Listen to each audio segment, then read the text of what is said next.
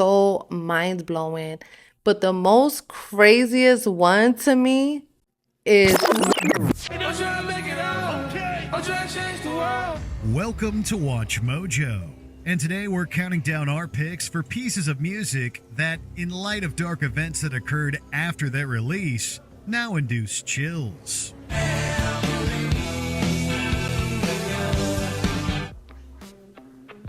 Number 10, Bump and Grind, R. Kelly. My body's telling me yes. Any song that begins with those lyrics would be considered to have aged like milk. However, when you take into account singer Kelly's literal decades of misconduct allegations, the lyrics to Bump and Grind take on an entirely new context That's facts. And that's sad because this man was a legend. This man has so many classic hits. Like, it's sad, but it's sickening. The man that he really was. And what he did to Aaliyah, like, disgusting. would churn the stomach of even the most hardened listener. Facts. I ain't even gonna sing it or dance to it. Originally acquitted in 2008 of misconduct charges involving minors, Kelly was sentenced to 31 years in prison following That's convictions right. in 2021 and Sicko. 23. Kelly's self-admitted inability to control his inhibitions on Bump and Grind now leaves listeners hitting skip. Robert. Facts. My career. Shut your ass Y'all up. trying to kill me. You're killing me, man. This is not about music. After the premiere of Surviving R. Kelly in 2019, Lady Gaga scrubbed a version of her 2013 hit Do You Want that featured Kelly from streaming services. Good call.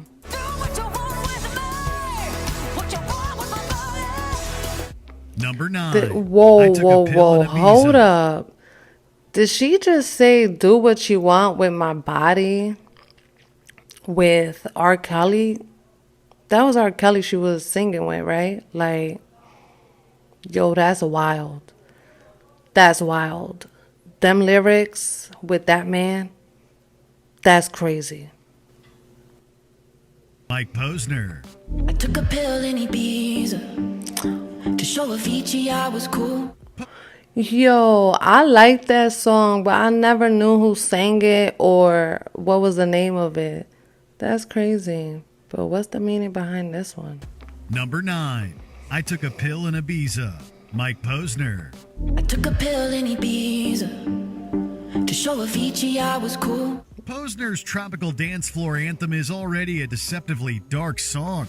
Its shockingly blunt lyrics find the Cooler Than Me singer lamenting on the hollow nature of fame and the stark realization that money and material possessions won't make you happy. That's what I Took a Pill in Ibiza is about. I say I'm just a singer who already blew his shot. I get along with old timers because my name's a reminder of a pop song people forgot. The song's chorus, however, is where things really start to become eerie. It name drops the late producer Avicii, and according to Posner, refers to a real-life incident in which he follows the Swedish DJ to the titular island and succumbed to peer pressure. Tragically, Avicii, born Tim Bergling, took his own life in 2018, Oh, wow. reportedly following years-long struggles with addiction. That's Knowing crazy. that turns a cautionary tale into an uneasy, unintentional tribute. Point being, he never cared, unlike almost everybody in the music industry, he never cared if I was number one or number a million. Number 8, 2009, Damn. Mac Miller. Mac Miller, I ain't R.I.P. asking why no more. Oh no, I take it if it's mine. I don't stay inside the lines. It ain't. Hip-hop fans were hit hard in September 2018 when Pittsburgh native Miller, born Malcolm McCormick, passed away from a drug overdose. Those same fans were also quick to point out that Miller had never shied away from addressing themes of addiction and depression Right. in his music. In particular, they looked to 2009, the penultimate song on his 2018 album, Swimming, Miller's last before 2020's posthumous Circles. I was digging me a hole, big enough to bury my soul. Weight of the world, I gotta carry my own. That's The song crazy. alludes to Miller's difficulty with his rapid rise to fame. The title is a reference to the release year of his first mixtapes. Over a gentle, twinkling beat, Miller rap sings about using to ease his pain. And most heartbreakingly of He all, look like he tweaking right argues that there. an angel's supposed to fly. He saved me in many ways that I couldn't save myself. He helped me with my depression, my anxieties. Number 7, I Need a Girl Part 2, Oh, P. Diddy. man. That was a shit. Know about the life I'm into, life I've been through, and how I had a trifling mental. Not unlike Bump and Grind, The trifling lyrics mental to the sequel facts. to I Need a Girl Part 1 probably elicited cringe from listeners at the time. In this case, the year 2002. Written and co-produced by Sean P. Diddy Combs himself, the song raises eyebrows more than once. Did Puffy just compare the love of his life to a brother? And for that matter, why are these brothers doing that? The chorus will definitely make you wince, too.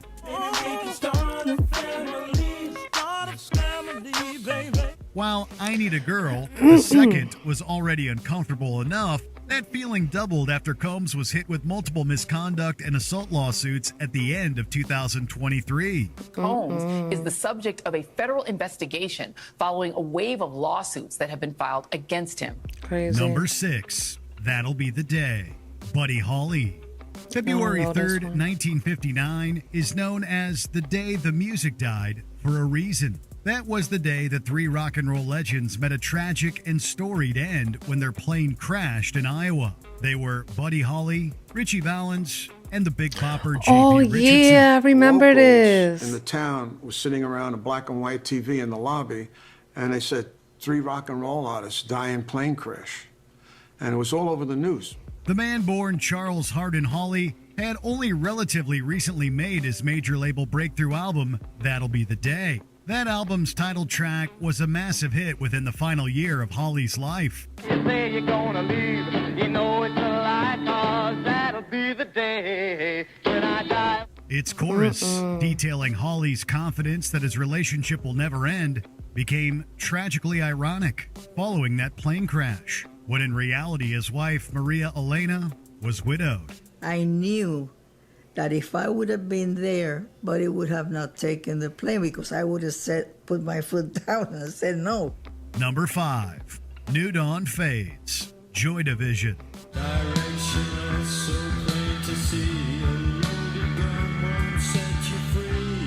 One of the literal progenitors of the gothic rock subgenre, it goes without saying that Joy Division songs are already pretty spooky to begin with.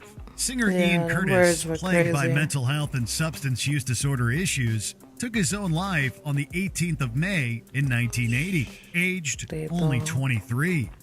Wow, he was so young. Curtis's song I never heard of him, but the little bit of lyrics that I'm hearing, that was a man that was desperately crying out for help. That's so sad. So sad. issues took his own life on the 18th of May in 1980, aged only 23.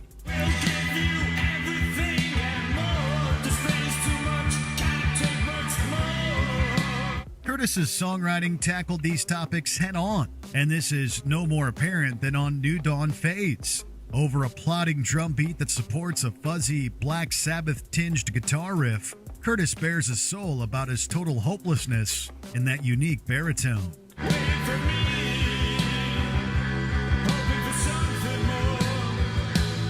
Number 4, Legends, Juice WRLD. I usually have an answer to the question, but this time I'm gonna be quiet. This time. Jared Higgins, better known to the general public as Juice WRLD, was plagued by similar issues to Mac Miller. Higgins, a major proponent of the 2010s emo rap scene, was perhaps even more unflinchingly honest about his substance use problem. A not so insignificant portion of his discography is devoted to this very topic. All legends fall in a making. What's the shit? Sorry, true. Die young. Legends, which appears on He the was artist's high. 2018 EP Too Soon, as well as his posthumous 2021 album Fighting Demons, makes chilling predictions to this effect. This is especially haunting when you consider that Higgins died in 2019 at the age of 21, exactly as the chorus of baby. this song anticipates. Was it 27 club? We ain't making it past 21. Number That's 3, crazy. Rehab, Amy Winehouse. Tried to make me go to rehab. I said no, no, no. Amy Winehouse's once-in-a-lifetime talent was grounded in her attitude, her unwillingness to be anything but authentically herself. That meant writing songs that drew extensively from her tumultuous personal life, which was the subject of mass media coverage and public scrutiny in the 2000s. So much so that her first album was entitled simply Frank. The release of her second album, Back to Black, was preceded by the single Rehab, produced by Mark Ronson. The man said, why do you think you hit? The upbeat Motown-inspired tune, in Winehouse's characteristically uncompromising manner, details the artist's refusal to give in to the demands of those around her. The British Songbird's 2011 passing, induced by alcohol poisoning, permanently lent Rehab an unsettling double meaning. Add Back to Black's title song for an extra dose of spookiness. We only said goodbye with words. I died 100 times. Number 2, Come As You Are, Nirvana. Come as you are, as you were.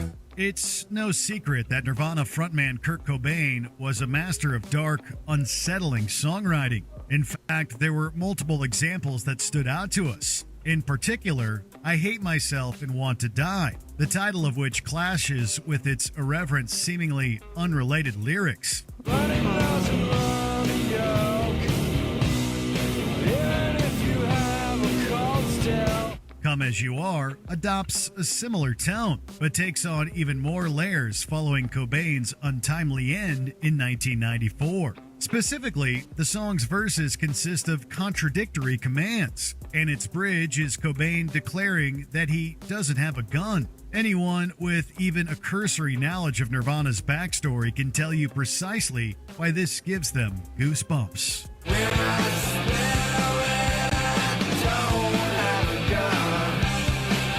Before we unveil our top pick, here are a few honorable mentions. Leaving on a Jet Plane, John Denver, foreshadows the way Denver met his end in 1997. I'm leaving On the jet plane, I don't know when I'll be back again. Pretty Noose, Soundgarden, same as John Denver, but for Chris.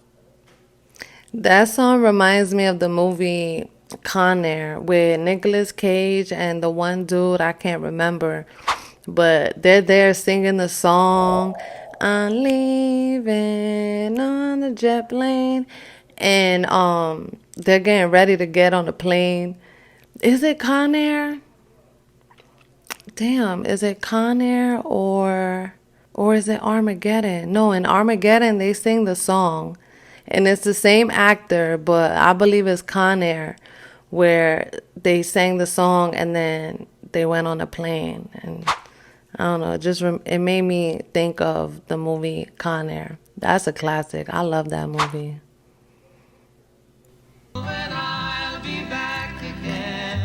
Pretty Noose, Soundgarden, same as John Denver, but for Chris Cornell in 2017.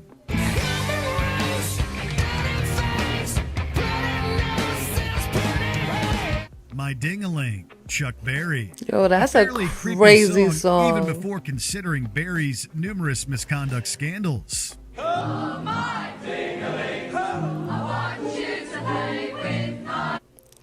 Yo, this is legendary. This man had everyone singing, play with my dingling. Like, that's crazy. That's freaking wild to me. That he really had so many people saying Play with my dingling. Like, what? How was this song even aired? Like, that's iconic for real.